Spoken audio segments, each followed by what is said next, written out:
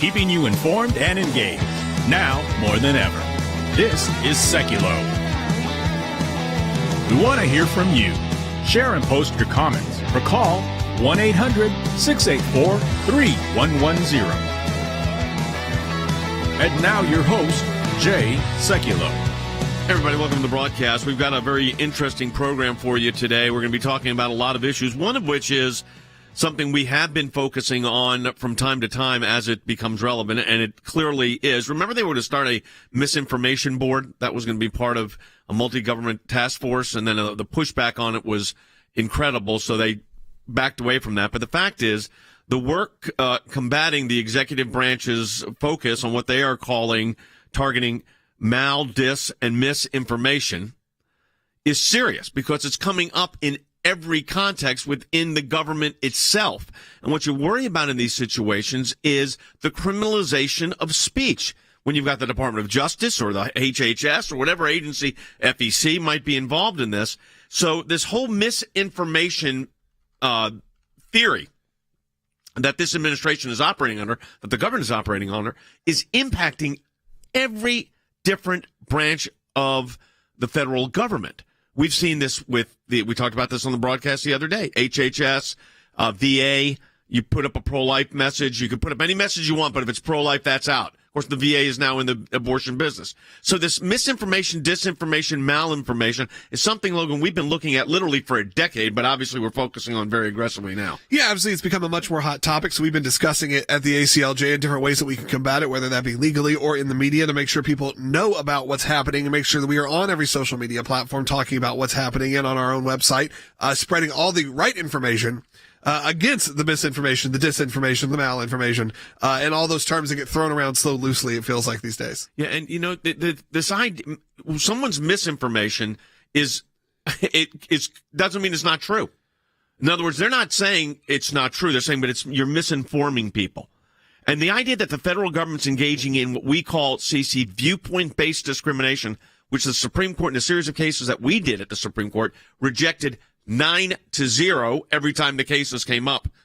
9-0. The most conservative members of the court, the most liberal members of the court, tells you that despite those rulings, the government is still trying to squelch messaging. Right, and it's the messages. They call pregnancy resource centers fake clinics, and we see that they constantly target them as purporting disinformation and misinformation. If they talk about the harms of abortion, they become targets. And so we're seeing this especially being applied in the pro-life side of things. 100%. We've seen, look, I mean, we know that it's going to be, they're saying that the crisis pregnancy centers, pregnancy resource centers, as now referred to as, are, quote, engaging in fraudulent practices, Logan. They're giving out misinformation. They're giving out disinformation.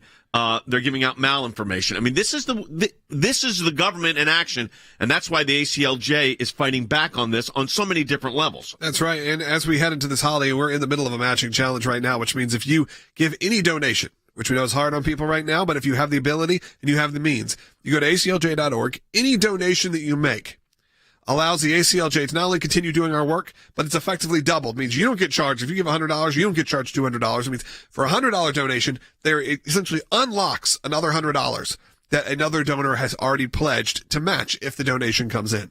So we appreciate that. Right now, this is a great time to do it. Go to ACLJ.org. Don't only just go there to donate, though. Spend time. Look at the great content. Look at the incredible videos, the blog posts, the articles that come out. There's so much happening in that world, and you need to be engaged on it. So go to ACLJ.org. Make your simple, easy donation, and your gifts are doubled. Coming up, we're going to be hearing from former Secretary of State Mike Pompeo to talk about the targeting of speech.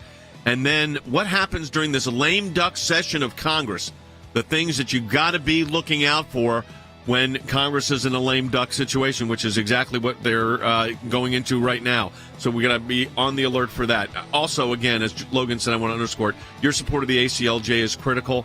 We encourage you to do that with our Matching Challenge campaign at aclj.org. Like Logan said, any amount you donate, we get a matching gift for aclj.org. Back with more in just a moment.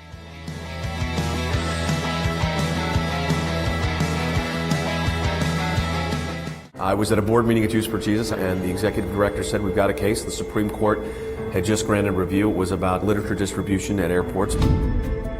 We wanted to have the Bible study meet in the school, but it turned into a problem when the principal said, no, you can't have it. I told her that I wanted to sing Noel, and she said, the principal said that we can't have anything to do with Christ in our songs. We marched around the country defending evangelism in Chicago, in Boston, in New York, Atlanta, Texas, Southern California, Northern California, and points in between. We got a letter one evening from the IRS saying they wanted all this information that we all knew immediately was not right. How do you fight the government? How do you fight the IRS? Tea Party groups say they're being targeted by the Internal Revenue Service, and they're enlisting the aid of the American Center for Law and Justice. They were trying to shut groups down that they disagreed with.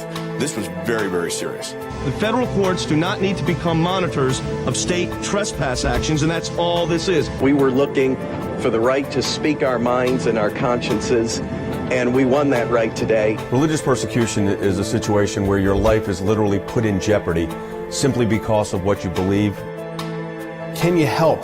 Can you do something? He's on death row, and so we launched an international campaign. His freedom now rests solely on diplomatic efforts by the United States government and world leaders dedicated to human rights. The release of Andrew Brunson. He is the American evangelical from North Carolina, held in Turkey for more than 2 years. There was an Air Force plane that came from Germany that had been on standby. We're flying, and they finally left Turkish airspace. It's like, okay, we're really out of Turkey and free again.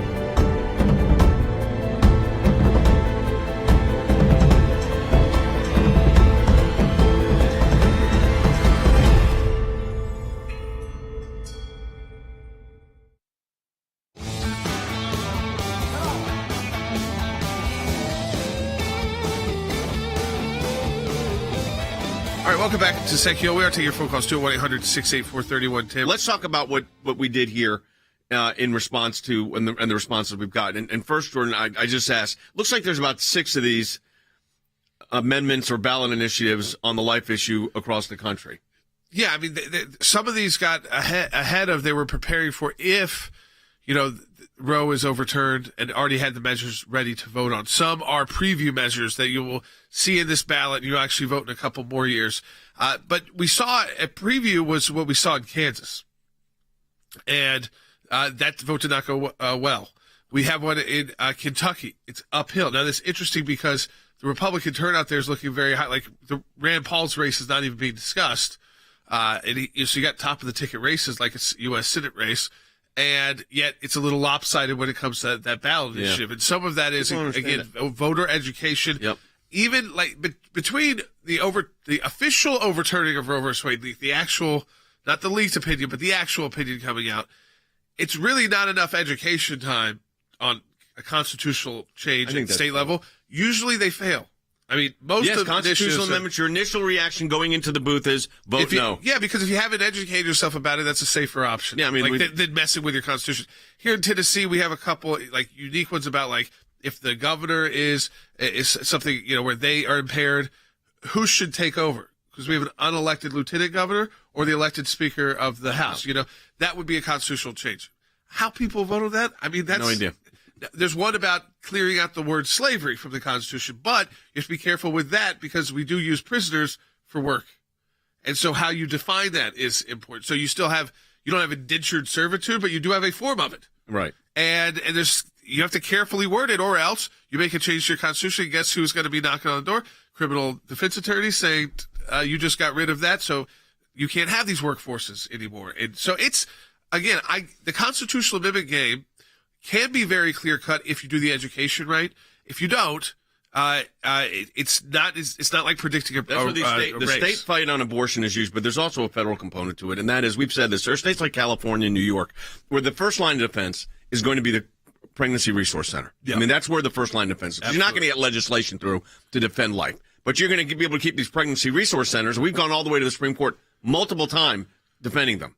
Yet the Biden administration is unrelentingly enforcing the Free Access to Clinic Entrances Act, and they issued a directive, an executive order. And Cece, that executive order, let's talk about what that kind of the executive order laid out. Sure. So Biden issued an executive order which was basically protecting abortion clinics. But it contained language in there that said that the Secretary of Health and Human Services, the Attorney General, and the chair of the FTC could address deceptive or fraudulent practices related to reproductive health care services, including online, and to protect access to accurate information. And we know that specific language is always used to target pregnancy resource centers. You know how anti-speech they are? Anti-free speech they are? They want in crisis pregnancy centers, pregnancy resource centers, to advertise for abortions. I mean, this is what as compelled speech, which nobody on the Supreme Court supports, by the way, compelled speech, although when they put it in the context of abortion, amazingly, they get the liberal members of the court because of as Justice Alito said, the jurisprudence has been distorted because anytime it's related to abortion, it even impacts the First Amendment. But they issued an executive order. We did not take that lying down. I'm holding in my hand our letter to Secretary Mayorkas because we were concerned about it. Cece, lay out what we laid out in this letter, and then, Jordan, I want to talk about the kind of what we got as a response and what that really means. Sure. So we specifically highlighted the language, the problematic language that I just highlighted about attacking the pregnancy resource centers. Then we highlighted the benefits of pregnancy resource centers, that they provide essential and professional services, hundreds of thousands of free ultrasounds, just invaluable resources and services. And we point out that they have been the targets of terrible attacks, firebombing, and vandalism. And we pointed out and highlighted our cases where we have protected in the past these pregnancy resource centers from the government targeting them. And we've won those cases. And then we just put out our concern again for this language. And then we put them on notice that we would be absolutely filing and closely monitoring everything that comes out of these reports, and that we will take illegal action if we need to protect these PRCs. And we are. So we are already in a defensive mode for the pregnancy resource centers. But let me be clear here, and Jordan, I think, wants to reiterate this. They've tried to make abortion an election issue of paramount. But every time they score it, I notice it's only 15%. It's like 15, it's like the second or third important issue, even to the Democratic voters. So while they're trying to do all this, making this the most important issue that there is, the fact of the matter is you got to fight them where it counts. And where it counts right now is either in court or through the legislative process, or this is really the regulatory process with this executive order. Yeah, that's right. And I think, again, you're getting a clear-cut view of where the Biden administration is. And, again, whether or not you think who's in control, it's the radical left inside. That administration, and it's very radical. Yeah, I was talking about Abe. That's Arizona. We had the Nevada candidate on yesterday. Been flipping those in my head. It's a lot of places because we're going down ballot for you, and it's trying to explain why those races are. Why is George Soros spending hundreds of millions of dollars on AG races and DA races? There's a reason, and why he's been doing that. By the way, district attorney has been doing that for a decade, and Republicans had not yet really made that switch. We're starting to now. We're starting to say, let's go to the folks with that kind of money and say, we need to make a case why these races can be just as important, sometimes more important, than who you're necessarily, fighting to send to Washington, D.C. or control of the governor's mansion. Because certainly on the other side of politics, they don't let these go.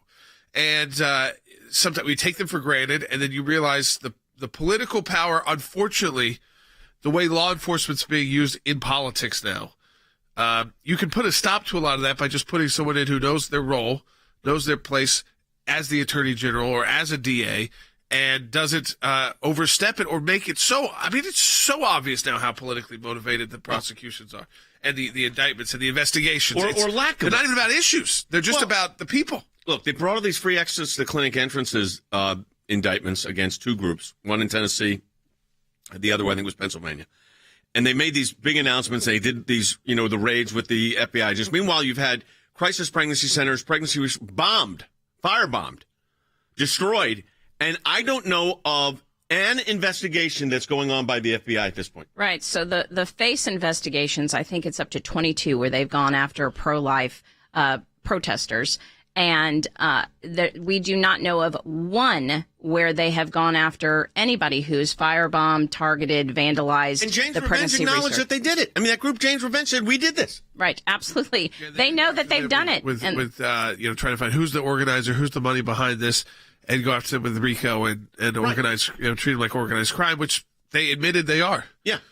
But no one's taken action on them. No one's taken action, and the ones that they've taken action against the pro-life protesters, these are 1.5 to 3 years old. Is there a big difference between putting your body on the line to protest and firebombing?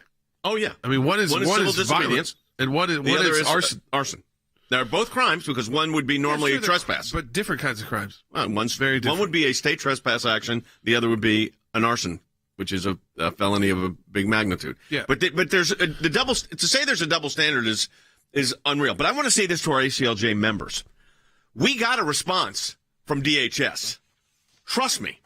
They know we're looking and we're monitoring and we'll take legal action as necessary. This was a letter directed by Mayorkas's office to the assistant secretary to respond to us. And while the response was, we're following orders basically, which we expected it would be, they're fully aware of the scope and nature of how in-depth our analysis was of this problem. And that means because of your support of the ACLJ, we're able to do it. Now, we're in a matching challenge campaign, folks, and this fight for life is now state by state. It's ballot initiatives. We've worked on those already. We just finished up a case at the U.S. Court of Appeals for the 8th Circuit for the governor of South Dakota where we were successful. I mean, there's a series of these cases. Got a rehearing on Bonk, which is the request for the whole 9th Circuit to hear a case involving Planned Parenthood in California that we're involved in. Your support allows us to do that. So November and December are the two most important matching challenge months of our year. And, folks, this is where you come in. Jordan's letting you know what to do, folks, but you go to aclj.org if you're able, and your gift is matched by another group of donors. And that makes a huge difference. Doubles your impact. It doesn't quadruple some of these political ones I see, Jordan, 50 times. This is doubles. It doubles your impact. Yeah, it's clear. It's no games. I mean, so if you donate $25 to ACLJ right now online at aclj.org, you will see the matching challenge language on there. That triggers a matching gift of $25. So because of your $25 donation, we've actually received $50. So it's the best way to think about it. aclj.org. Be part of it if you can. We'll be right back.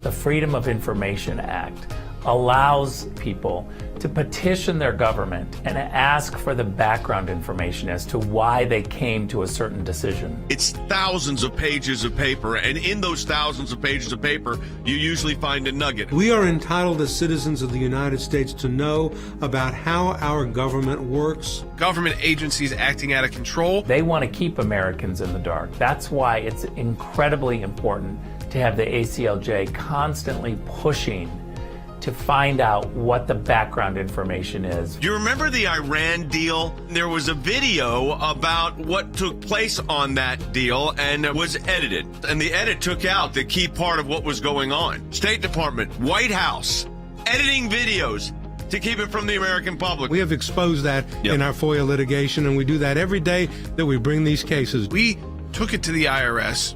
No one ever does that.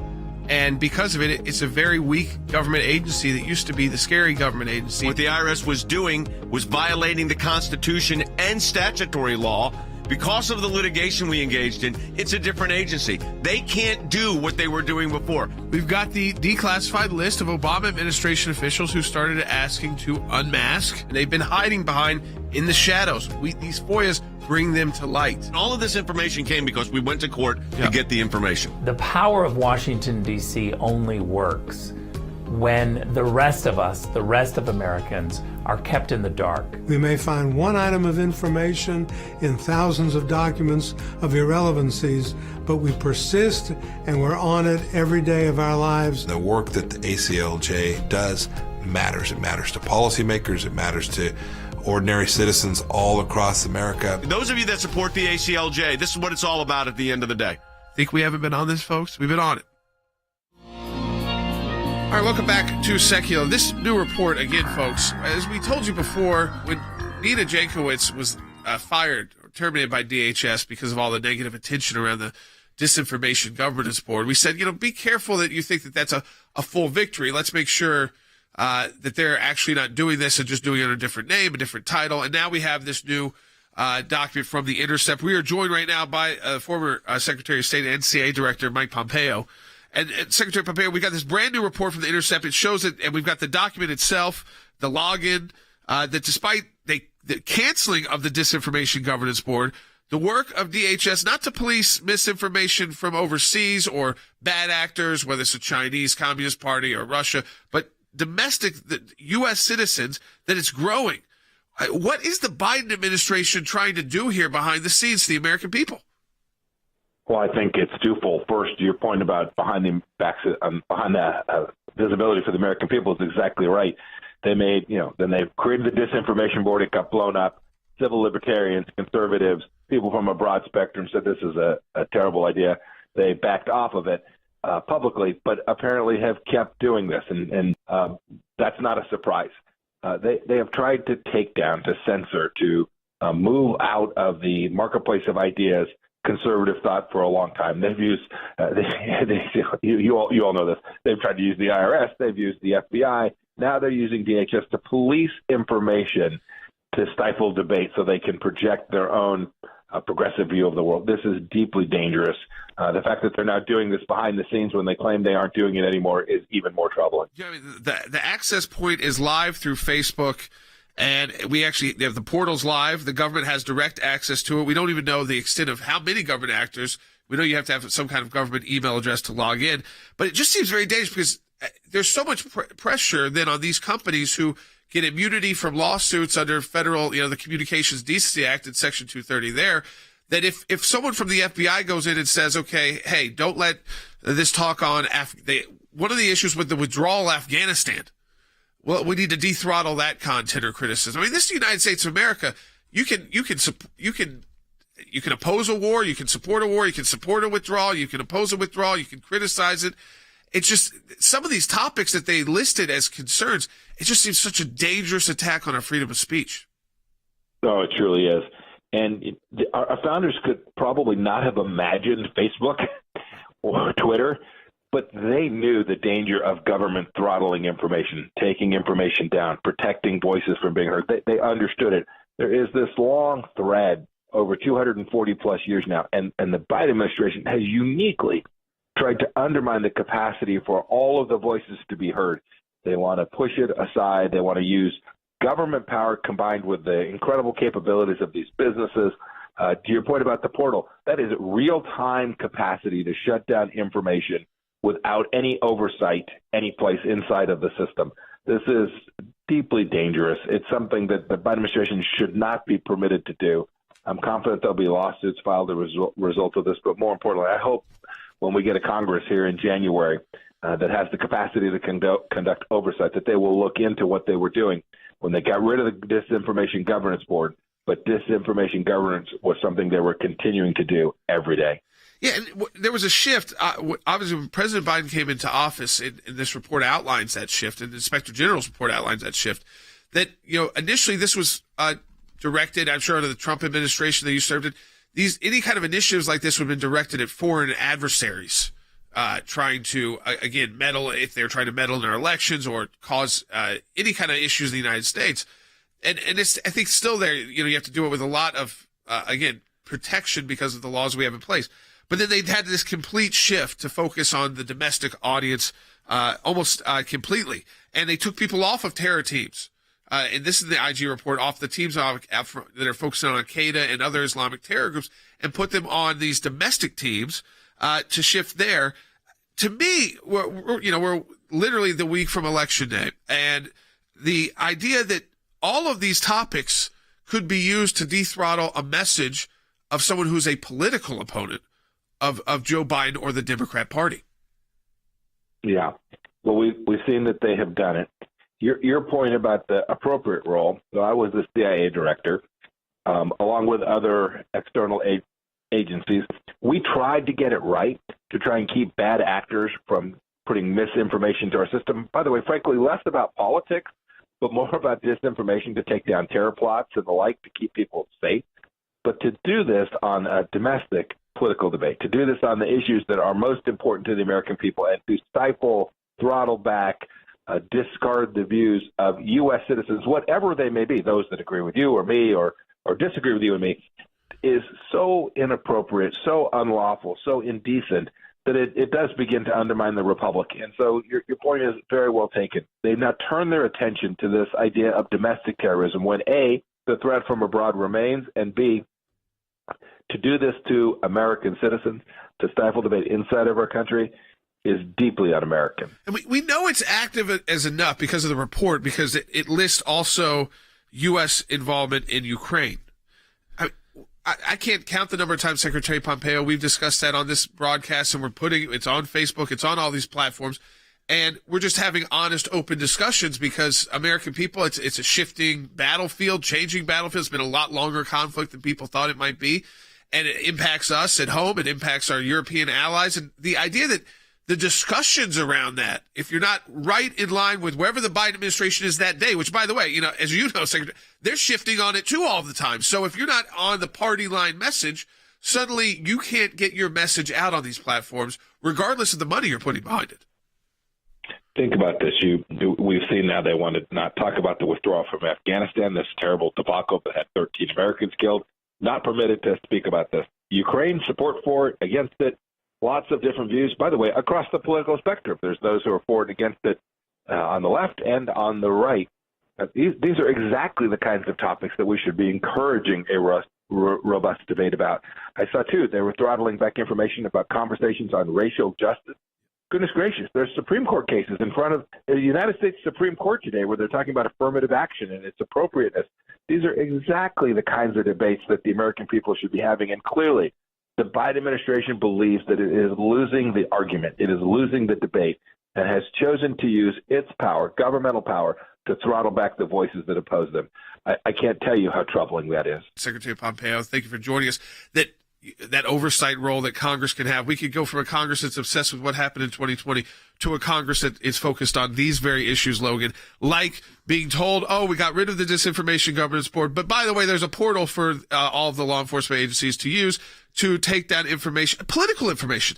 And Secretary Pompeo said there's a proper role for the government to play here to help these companies. Yeah. He said it was not so much about politics, it's about terror attacks and violence, not domestic discussions on whether or not our role in Ukraine is correct. Look, well, however you want to slice it, if you look at really the facts right now, let's say we're broadcasting live right now on all social media platforms. On Facebook, we have over 4 million people who are on that page. Just right at 1,000 are watching. Rumble, a newer platform, only about a little under 200,000 people are on the page. We have over 2,000 people watching from that. So you're telling me that equals out, that makes sense? No, what it means is there's one platform that is actually showcasing this kind of content, not putting a throttle on it, and one that's not serving it to even your own audience. Not served to the people you've built up. Right. So using your resources. Oh, absolutely. A ton of our resources. I mean, that's the thing that people don't, you might not understand if you're just thinking about your private Facebook account, but if you run a large organization like ACLJ's, and they're like the J Secular advertising.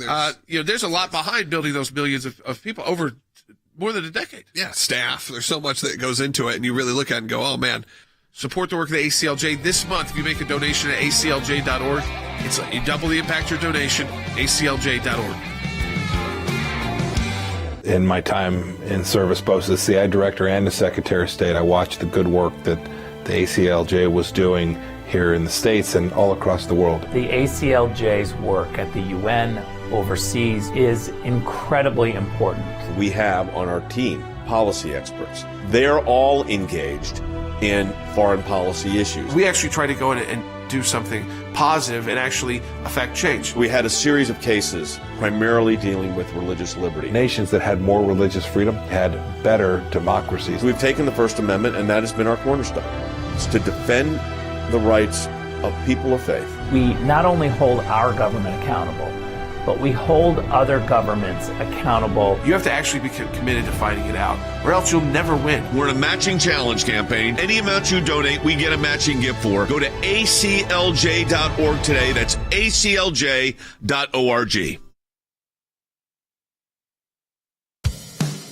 Keeping you informed and engaged. Now more than ever. This is Seculo. We want to hear from you.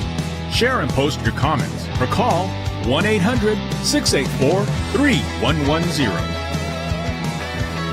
And now your host, Jay Seculo.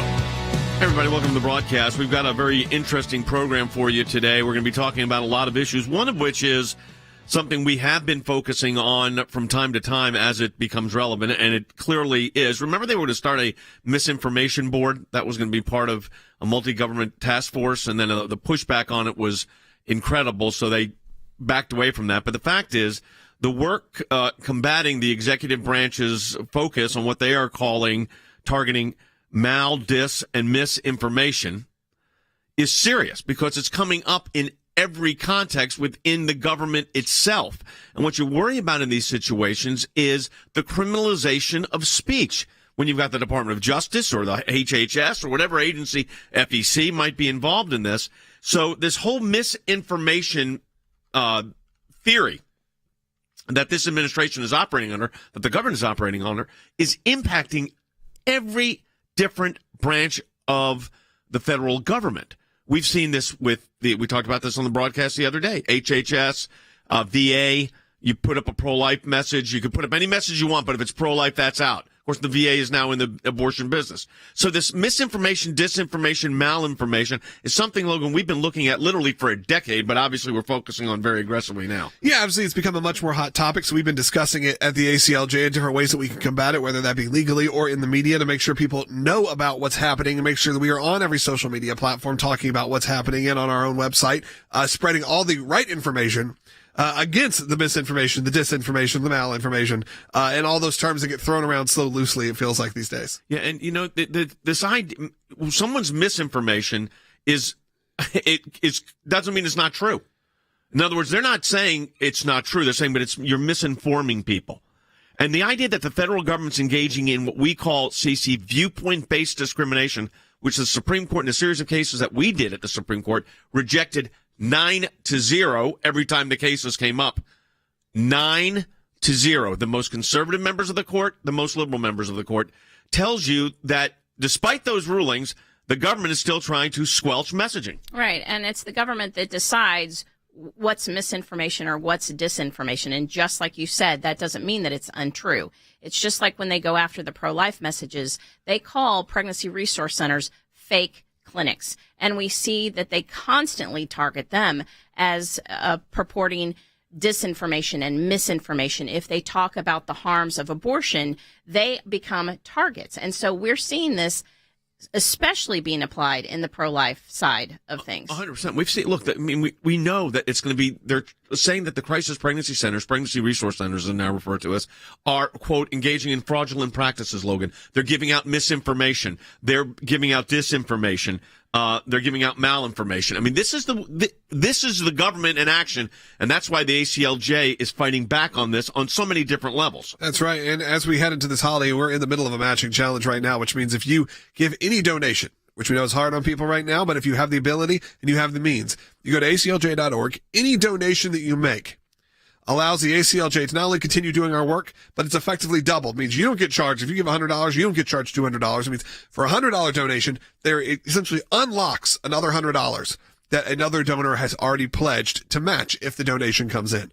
So we appreciate that. Right now, this is a great time to do it. Go to ACLJ.org. Don't only just go there to donate, though. Spend time. Look at the great content. Look at the incredible videos, the blog posts, the articles that come out. There's so much happening in that world, and you need to be engaged on it. So go to ACLJ.org. Make your simple, easy donation, and your gifts are doubled. Coming up, we're going to be hearing from former Secretary of State Mike Pompeo to talk about the targeting of speech. And then what happens during this lame duck session of Congress, the things that you got to be looking out for when Congress is in a lame duck situation, which is exactly what they're going into right now. So we got to be on the alert for that. Also, again, as Logan said, I want to underscore it, your support of the ACLJ is critical. We encourage you to do that with our Matching Challenge campaign at aclj.org. Like Logan said, any amount you donate, we get a matching gift for aclj.org. Back with more in just a moment.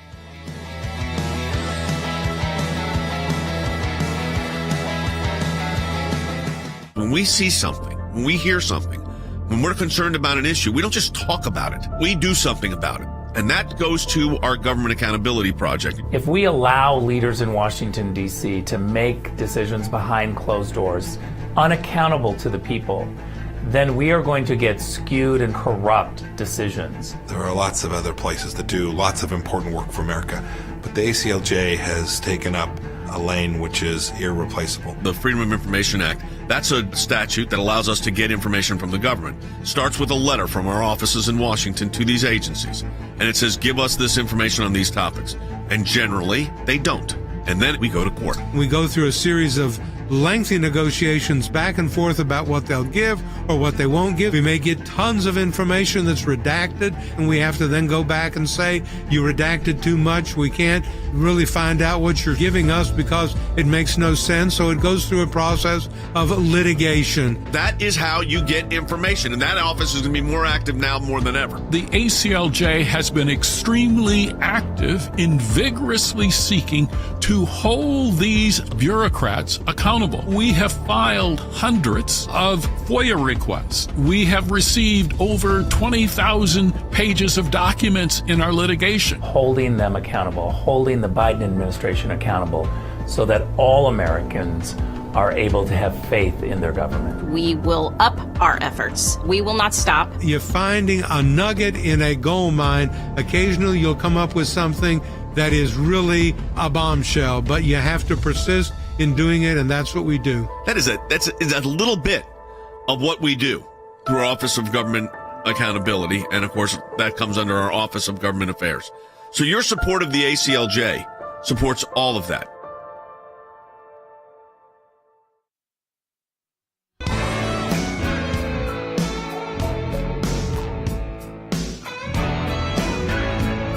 All right, welcome back to Secular. So I want to play the bite. So this, again, it was set up by a reporter for Bloomberg, and Joe Biden didn't have to bite on this.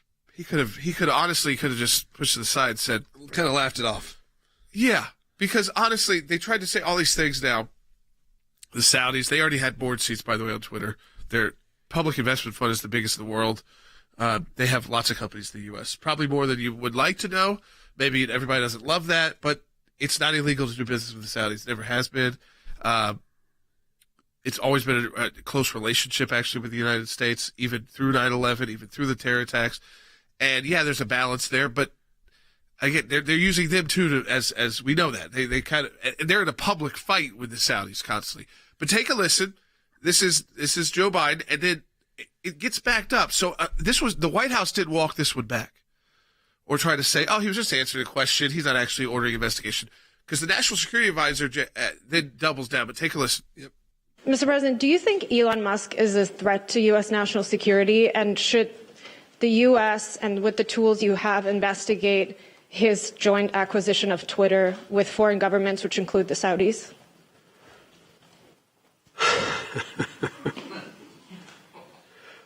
I think that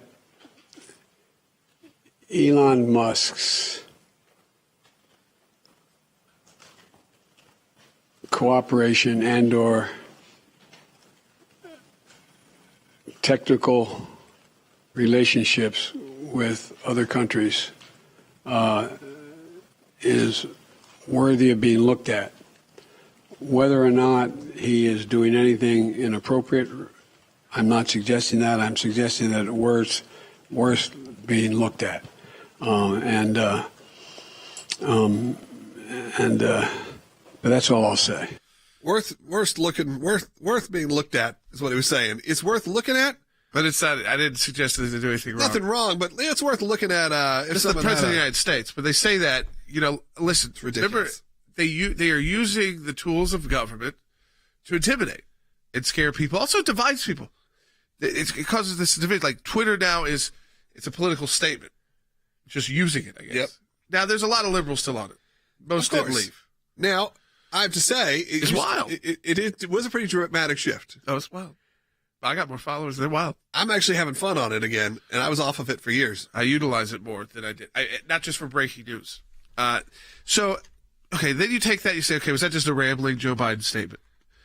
But then Jake Sullivan, the National Security Advisor, gets brought into the discussion as well. Do we have the sound from that as well? So, I mean, this is not a rambling Joe Biden. This is not a off the cuff, didn't want to try to answer. This is now you realize a pre-planned thing. Absolutely. Take a listen. The president yesterday said that it should be that the Elon Musk's acquisition of Twitter should be looked into as a potential threat to national security. Can you offer anything about why? And he also said there are many ways to look into that. How would you look into that? Well, you heard the president yesterday, and the CFIUS process is the normal process through which transactions that might have a national security nexus get reviewed, and I will defer to the CFIUS process rather than comment on it further from this. By the way, they're not using this about all the Chinese that are buying up all the land in the United States. They're not investigating that through CFIUS, which, by the way, CFIUS plays a role usually before the acquisition is done if it poses a threat to our national security. But owning all of our farmland, they don't think poses national security because they're all the Chinese. It's just, again, it's like, who's a threat to national security bigger? Hunter Biden going around the world as a crackhead doing business deals with his dad as the president? That's a pretty wild... Yeah. That's kind of like a loose cannon. Even in the social media front, you had the whole TikTok controversy and whether what TikTok was doing or not doing. That, I'm sure, needed to be looked into maybe more aggressively. That's the Chinese just stealing data and influencing. Yeah, but Twitter, which is just a bunch of words. And now that it's just become now more ads and maybe more... monetized? Yeah, and more middle of the pack to right-leaning or libertarian leaning. And just by ownership alone. Like I said, I feel like this is a win-win for Twitter. I think Twitter was... pretty gross. It was pretty much a hell. These people that work for Bloomberg News, you don't think they have business with the Saudis? Are you kidding me? The Saudis were already on the board of Twitter, already board seats on Twitter. They were huge investors. He didn't bring them in. They might have helped with the deal, but because he had to convince the board. But they weren't new. So did anybody care about Jack Dorsey having the Saudis on there? No one was talking about that. Because he has weird facial hair and piercings? Yeah, and he had to put out the apology when Musk laid off. Everyone said, actually, it was all my fault. I overbloated everything. All these companies are done. Listen, no one is saying about Mark Zuckerberg. It is weird. He just cut how many was 13,000 people? A huge amount of people. And a lot of these people are cutting 30 to 50% of their staff. He gives money to Democrats. Yeah. He lets the FBI go in and tell them what to say. Yeah, which Twitter did too until now. This is from CNN's newsletter last night. National security threat? It's whatever's happening on Twitter is public. It allows you to track even bad actors. Yeah. I don't know. It's ridiculous. CNN newsletter last night said the awful but lawful thing. We gotta stay with it. It's not the best sell. It doesn't always make people happy. And there's a line. There is lines, but the Supreme Court says it. It's not. You can't just write the definition of the line. You have to just say, okay, this is when things go too far. We all kind of collectively as a society realize that. Yeah. What's the line between questioning the race things and being racist, and then also what's the difference between racist and violence?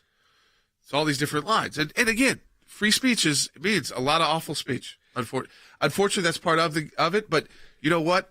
Who's the first people they would love to cancel is all of us. Yeah, so, be careful what you're saying. This came from CNN's newsletter last night. They said the world is watching while the world's richest man single-handedly destroys one of the world's most powerful and important communication platforms, just weeks after acquiring it for $44 billion. Bunch of trolls. Yeah, but maybe it was your most effective, but now that it's not just a liberal cesspool, now it's all of a sudden one of the world's most we said it, how many times they all freaked out of the blue check mark. We use our dad's official account. Okay, he's not writing the tweet. Let's be honest with him, okay? He's not. And you know what? It never moved to that because Twitter got so nasty. Yeah. So he'd put out something that'd be Mike Pompeo's coming next. And everybody's replying to Mike Pompeo. And you get 400 responses that are the exact same from supposedly different accounts. Yeah, they're always from bots. And you're like, why are you even following me? Or what do you even care? Or some sort of Democrat initiative. It's like they go online and said, okay, we need to all do this, or whether it's actually grassroots or not. You can see the same 4 words being used in just different ways. That's why even the stuff that starts trending about random people, and you're like, what? Well, this is trending because of liberals. And now they're just mad because we're going to have equal opportunity there? This is what it said. It's hard to succinctly summarize the absolute chaos. This is again from that CNN report that has consumed Twitter over the last 12 hours as Elon Musk continues to wreak havoc on Silicon Valley company. It feels like the beginning of the end, honestly. One recently laid off Twitter employee candidly told me Thursday evening, describing the company as a Titanic with everyone looking for lifeboats. My favorite part about that is, one, the company was already sinking miserably. It wasn't like all of a sudden Twitter was this incredibly financial success. So to me, I've always said this, I have no stake in the Elon Musk game, but what I will say is two things can happen. It's a win-win. Either it becomes a place to actually go and have a entertaining, interesting conversation, kind of goes back to old Twitter, or he blows it all up and it goes out of business. Either way, win-win for the world. I think that's a good thing. Either one of those situations. It did empower a lot of bad actors. Bad Ayatollah, actors, Putin, the Russians. To be able to spread their stuff. Spread their propaganda. Yeah. I mean, in two sentences. In people anonymously being able to threaten and make statements that was untrackable. I mean, the amount of people who have said horrible things to us and then also threatening things to us that were untrackable or untraceable. Every day. Yeah. And there's usually some people you can point to and go, there they were. I have to say Twitter actually was better about that for a few years ago. A few years ago, if I reported someone for making a death threat, they would kick them off pretty quickly. Now it's like, he just said he wanted to hang you. He didn't say, it would legitimately, those would be the responses you'd get back. They're like, is that a threat? I don't know. So, I mean, again, there's a line. It's more like the Wild West again. I like it that way better. For me. Well, personally. it becomes more because at least I know entertainment. I've also noticed the reactivation. I'd like to take a phone call 1-800-684-3110 if you've gone back. Well, I think he said comedy is back, and I think that's true. You're allowed to have satire, you're allowed to have comedy, allowed to have more fun. Like a Jesus account got verified. Yeah. But I'm sure it was a paid verification. It's actually nothing bad. It's kind of funny, but it's done in a parody. The paid verification thing is it's a catch-22 because I think you now said you do have to put if it's parody in the account or it can get shut down. I've seen some friends already get impersonated and that be an issue because they have the blue check mark.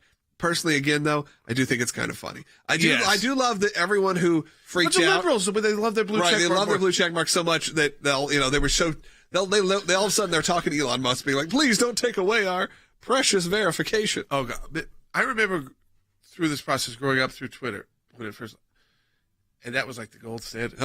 Oh, when I got my email saying I got verified, it was, it made a lot of my friends very jealous, very mad. It does, but mostly liberals. At the time, it wasn't. At the time, no. But like now I feel like, they all want to like take our accounts down. I mean, I don't know how, God knows how many times people are clicking that button for everything I put out. I only do it for a few people. Yeah, I don't like that. Again, I'm not making personal attacks. It's politics, free speech, and voting and elections and important work at the ACLJ at aclj.org. That's aclj.org. Right back.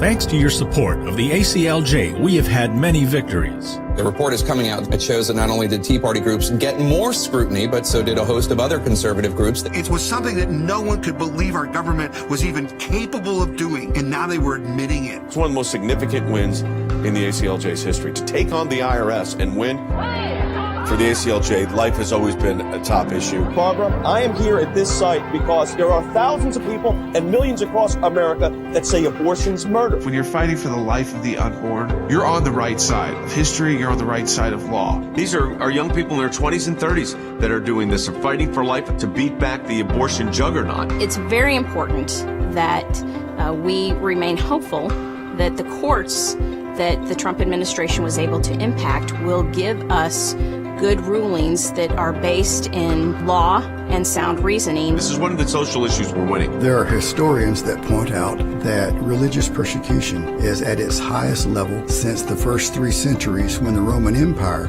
led religious persecution. A mid-state pastor's family is fighting to bring him home. We are getting my husband after 7.5 months.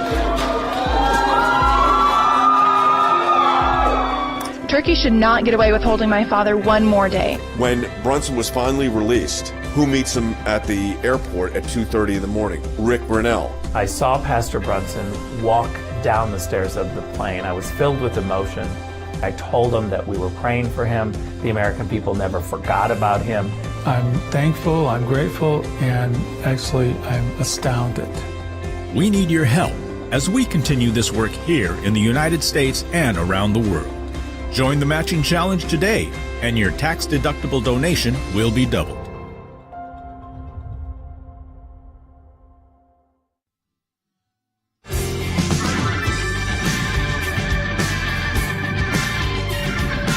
Welcome back to Secular. Final segment of the day. We wanted to hear from you, and you've called in 1-800-684-3110. Let's just start with how people have been holding on the line. So we'll start first with Pat in Texas on line 2. Hey, Pat. Thank you so much for letting me on your show, and God bless you guys. Really appreciate you. So my deal is, because the Democrats are wanting to count these votes, what are they trying to push through at the 11th hour, basically, while they're holding back where we can be able to see the results? Well, that's all I wanted to know. Listen, they have control of Congress till January. They have the House and the Senate. Right. They could get rid of the filibuster. They could codify Roe. They could pass more crazy spending legislation. That has nothing to do with the vote counting. Ultimately, this vote counting has to be done. Technically, it has to be certified in December, but usually we know much longer before that. Some of us, we're just learning election law as we go through this process. Is that oftentimes we thought, on election day, those members of Congress don't go right to Washington D.C. who won and take the oath. That won't be until January. So they'll be preparing some kind of orientation. I think they have those. Yeah, they start that after Thanksgiving to get prepared so they can staff up. But you can imagine how difficult it is to staff up when you're not even sure if you're going to be in the majority or the minority, because the funds are differently spent. Who's going to be chairman of committees? Who is going to have that committee staff? Those expert staff. It's unclear right now in the House. Unfortunately, it is clear in the Senate. So it's not so much. They always have this session, Pat, where regardless of the outcome, they still go back to Washington and they can pass some serious stuff. We're going to be on that and tracking very closely what they may be up to. So I appreciate you bringing that up to remind people that the current Democrat majority of the House and the Senate is still very much active for a couple more months. Yeah, and maybe emboldened even more so. Yeah, I mean, a lot of them are on their way out who have retired or did lose. And because of that, they're not going to be as, I worry very much about the codification of Roe into our federal law. Yeah, because that's tough. That's tough. I mean, they'd have to get rid of the filibuster to do it. And it makes you very upset, the fact that they would take a Supreme Court case and do that, but nothing is beyond. Like you said, they're going to use everything they could do that's in their legal, at least, powers to get done. You'll continue on calls? Yeah, let's go to Michael in Texas on line 3. Hey, Michael. How are you? Thanks for taking my call. I just don't think we should leave the focus of making sure Walker wins the Senate in Georgia, because we could find ourselves with a senator somewhere in the country that leaves the Democratic Party and will vote Republican, similar to Tulsi Gabbard. That's a prominent Democrat that has left the party because of their radical policies, and there could be enough pressure on a state senator to go ahead and make that move. Well, here's where, first of all, we love Tulsi. Tulsi no longer in Congress and was not in the Senate. Here's where I think it becomes difficult. If Herschel loses, why would they give up the power of being in the majority? Yeah, at the end of the day, a lot of this is a game. One is not going to flip it. This is a game. So if we could convince one, Michael, great, but it wouldn't flip it unless you'd have to have Herschel win and flip one. It also feels like, look, we think, obviously the hope is that Herschel can pull it out. Still, regardless. But when you look at it, I don't want to give up hope. I'm just saying that's pretty. You're going for a theory that I think a lot of people with Manchin and with Sinema and these people never happen. It's always like this rabbit that you're chasing that you never can quite get. That this person is going to flip, and it just doesn't happen very much. Not that it can't, but it would be shocking, as you said, coming out of an election where there wasn't the red wave, the red tsunami, or any of these terms that are being thrown around. When that didn't happen, that would be tough. But Michael, thank you. Appreciate it. Obviously, Tulsi Gabbard, if you want to say, last week she had our dad on our podcast. You should go take a listen to that. It's a good episode. If you want to get actually a really good history of the organization of what we do here, that's a good one to go to. And we're doing a podcast today. We do. Secular Brothers podcast will be on later today. A little later? I hope so. We usually have a more casual, informal conversation. We'll be doing that this afternoon, so make sure you're following us on all your favorite social media platforms, but also mainly make sure you're subscribed on Apple Podcasts and you're subscribed on Rumble. Those are kind of our two big outlets. We're also on YouTube, but you can find all the links at secularbrothers.com. You want to take some more calls? Yeah, because it's a big day at ACLJ here at this office. Mike Pompeo is going to be here today. Yeah. Later on in the afternoon, we're going to film some special stuff with him. Yeah, it'll air later this week, and a lot of stuff that you'll see in the future. That'll be cool as well. Let's take some more calls. All right, let's go to Richard in Georgia on line 1. Richard, welcome. Hey, guys. Thanks for taking my call. Came up a while ago about Republican voters. Well, I know that just don't want to vote anymore because the Republicans don't do anything. They get in power. They're afraid of the media. They're afraid. I mean, look what they had, when we had a Congress. It didn't do anything. Even when Trump was president. they didn't do anything. Yeah, I mean, I think, listen, margins matter. There were some massive tax cuts under Trump, so I say they didn't do anything. I mean, remember, it was only a couple of years like that, and then you get hit with the Democrat takeover. So remind yourself, remember, Republicans come in, especially if a Democrat is president, and we have one of the houses, the first job is to stop legislation. The second is then to see if you can get anything done in a bipartisan way. That's going to become that much more difficult with a left Senate and potentially a conservative House and a left president. But again, just I would not give up on voting. If you give up on voting, we can never win. Oh yeah, absolutely. There's no chance. Zero and chance. They're doubling down on voting. Right, because they've already curated a whole new group of young voters that never used to vote before, who, like you said, Logan, feel pressure not necessarily from like the traditional lines of party politics, but from influencers online that they follow and celebrities they follow to fall in line, to say, you know what, I need my vote sticker. Yeah, I need to get engaged. Yeah, I need to have something to share. Right, here's another thing to share. Let's go ahead and try to take at least one more call. Which one do you want to go with? You pick. All right, let's go to Alex, who's calling in North Carolina. Alex, you're on the air. Thank you very much for taking my call. I know of strong Republican women that voted straight Democrat simply because they did not understand the truth about abortion. Yeah, I think that is a problem that happened across the country. And it was much bigger than it was polling. It polled high earlier this summer, then it started dropping off the polls to like number 4 and 5 issue. Ended up being the second biggest issue in the country, just 4 points behind the economy. Listen, I'll tell you this, and maybe you agree, maybe you don't. As someone who's worked in the pro-life world since I was born, I would easily give up, a branch of Congress to see Roe versus Wade overturned. Absolutely. We're talking about a midterm election here, not a general election, but a midterm election. If we could keep the House, and it was because of overturning Roe versus Wade that we lost the Senate, that's okay with me long term, because the long-term battle, that's a bigger deal. Now, what else do we need to do? We know we need to double down on education. We're going to be doing that at the ACLJ. Obviously, even in Herschel's race to some extent, we're going to be focusing on early voting in that race and just getting more people to utilize that process in a bipartisan way through ACLJ. Just say, don't be afraid of early voting. Yeah. Get out and use it. Bank votes. Yeah, you heard Rick Grinnell talk about it. If you hear somebody like him talking about it, you know that these are people who obviously have been on the front lines of the election stuff. They're telling you to go early vote. Definitely get engaged. Yeah. So, folks, and again, I don't want you to be down. I think this is part of politics. I will tell you, when you work closely in it, like I have my entire life, honestly, you end up losing more than you would. And that's because these votes are right on the margin. We told you there would only be a red wave if we won these very close races. We just ended up not winning the very close races. The ones we were down 2 and 3 points, we lost by 2 or 3 points. Let's keep up hope that we take back the House. That looks pretty good. And we'll stay updated with you, but support the work of the ACLJ financially at aclj.org. We got our matching challenge. Donate today if you can.